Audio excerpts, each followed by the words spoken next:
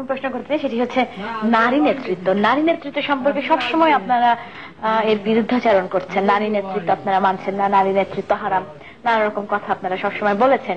কিন্তু বর্তমানে আপনারা একজন নারীর নেতৃত্বাধীন সরকারের অধীনে রয়েছেন।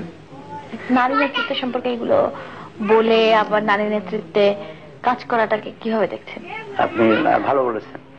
নারী নেতৃত্ব হারাম, এই কথাটি এটিও একটি ওই হাত পা কাটার মতো একটু অপপ্রচার। নারী নেতৃত্ব আপনারা বলেন না নারী নেতৃত্ব সম্পর্কে কোনো কথা কখনোই না, এই আমি আপনার শব্দ দিয়েই আমি বলবো। আপনি বলেছেন নারী নেতৃত্ব হারাম, আমরা বলেছি।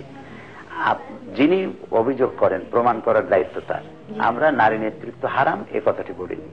আমরা বলেছি নারী নেতৃত্বের দৃষ্টান্ত কোরআন হাদিসে নাই। যেমন নবী করিম সাল্লাল্লাহু আলাইহি সাল্লামের ইন্তেকালের পরে তিনি বলে যেতে পারতেন যে আমার মেয়ে নেত্রী হবে, অথবা আমার স্ত্রী হযরত আয়েশা। এটা তো রাজতন্ত্র, এটা উনি বলবেন না।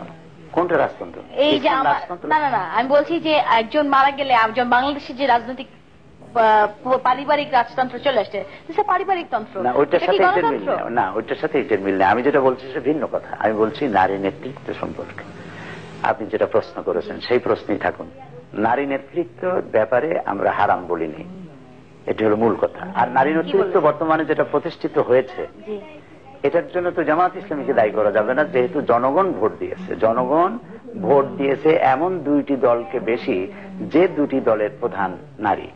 জনগণ ভোট দিয়েছে, আর আপনারা সেটা মেনে নিলেন? মেনে নিলাম মানে আমরাও গিয়েছি, পার্লামেন্টে গেছি, তারাও পার্লামেন্টে আসছে। ইসলাম এমন একটি দলের সঙ্গে আপনারা চার দলীয় ঐক্যজোট গঠন করেছেন যে দলের প্রধান হচ্ছেন একজন নারী। আমরা তো এটাকে হারাম বলিনি, ইসলাম তো এটাকে হারাম বলেনি। নারী নেতৃত্ব হারাম এই কথা ইসলাম বলেনি। তাহলে কি বলেছেন? জি, নারী নেতৃত্ব সম্পর্কে আপনাদের কি অভিমত? আমরা এর পক্ষে কোনো ফজিলত বয়ান করিনি, আমরা এর পক্ষেও বলি নাই, আর হারামে কথাও বলি। আচ্ছা, এটাও বলেন নাই।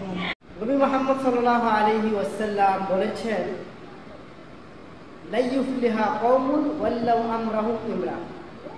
ওই জাতি কখনোই সফলতা লাভ করতে পারবে না যে জাতির ভার দায়িত্ব রাষ্ট্র ক্ষমতা নারীর হাতে তুলে দিয়েছে।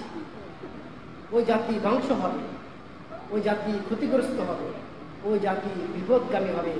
যুগে যুগে আমরা এগুলোই দেখতে পাই। তাই নারী নেতৃত্ব হারাম, যারা সাপোর্ট করবে তারও